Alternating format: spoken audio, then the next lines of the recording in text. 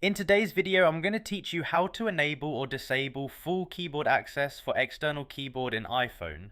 Alright, so I'm starting right here on my iPhone, and the first thing I'm doing is opening up the Settings app.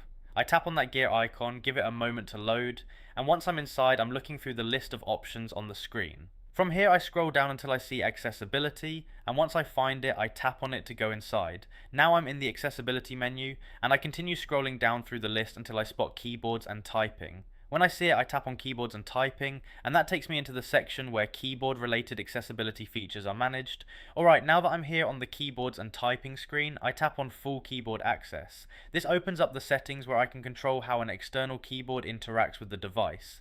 Now I look for the toggle labelled full keyboard access, and I tap it to turn the feature on. The change applies immediately, so there's nothing else I need to confirm or save. If I want to disable it later, I can come back here and tap the same toggle again to switch it off.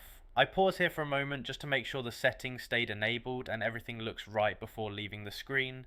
After that, I begin backing out through the menus step by step, heading back toward the main screens. Anytime you want to revisit it, just open settings, go into accessibility, tap keyboards and typing, open full keyboard access, and toggle the feature again.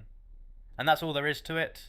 You've now seen how to enable or disable full keyboard access for an external keyboard on your iPhone, and once you've gone through it once, it becomes quick and easy to return and adjust whenever you need.